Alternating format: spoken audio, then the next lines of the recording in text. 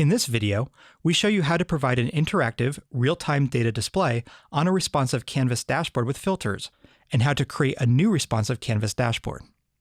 Reporting is a critical feature of any service management solution because it helps stakeholders understand the current performance of any process.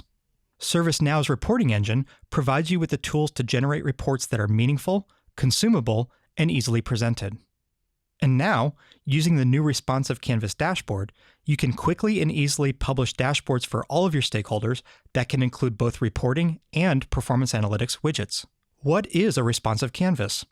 It displays data that is up-to-date and accurate and responsive via the interactive filters that the user can manipulate. Users can apply filters, receive real-time updates, and add new content, all with the additional power of personalizing dashboards to work for them. The responsive canvas is available in the Helsinki release of ServiceNow, and it is not activated by default. To take advantage of the responsive canvas, you must first activate the responsive canvas plugin. Now let's see a responsive dashboard in action on a live ServiceNow instance.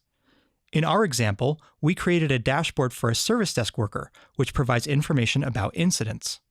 Here, we can view incident by caller in a geographic area, and an overview of incidents older than 30 days, charted by priority and state. We can also see scores for open incidents, critical open incidents, and unassigned incidents. And here are interactive filters on incident priority, category, and state, which provide interactivity on the canvas. Let's see how the filters change the data display.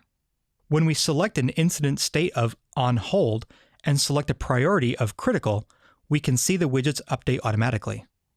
But notice that this widget did not update. You can configure widgets to apply the filter or not as needed. For example, if one of the widgets has absolute score data and should not be filtered, that widget can be configured to not apply the filter. We'll show you how to configure the filter option later in this video. We can drill down into the data displayed on the widgets. For example, maybe we want to look at incidents by geographical location. Here, we drill down on the world map by clicking US on the map, then the state of California, then a particular area, and then we can review the incidents within a particular plant.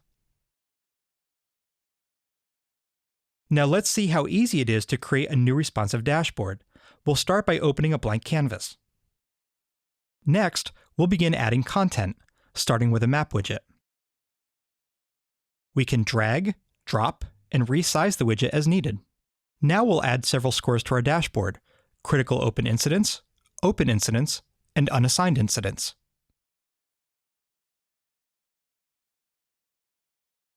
Now that we've added our score widgets, we can resize, drag, and drop them as needed. Let's add a widget to give us an overview of the priority and state of incidents older than 30 days. Next, let's add some interactive filters so we can get different views of this data. We'll start with this incident category widget, and we also want to filter the incident priority and state, so we add those as well. We resize the interactive filter widgets to display as a third column on the canvas. On second thought, we really need a US map rather than a world map, so let's remove the world map and create a new US map. We start by creating a new report widget.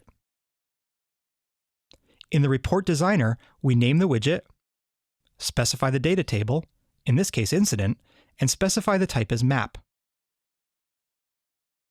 We set the map to United States of America, and then we can specify the map data to display incident open by location. When we save the widget, we refresh the dashboard and resize the widget as needed.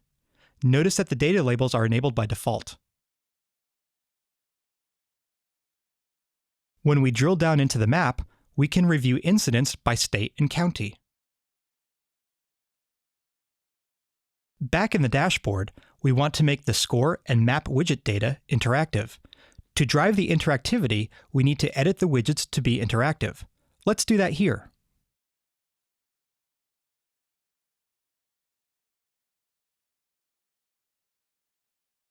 Now when you select a value in the interactive filters, the values change in the filtered widgets.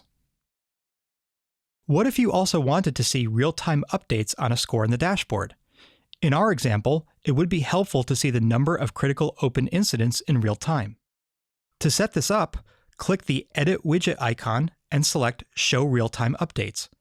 An icon appears in the top left of the widget indicating that the Record Watcher is activated and the displayed data is live. Here we can see that when a user submits a critical incident, this widget is immediately updated. Be sure to try out the responsive canvas on your own instance to provide real-time, interactive data analysis for your stakeholders.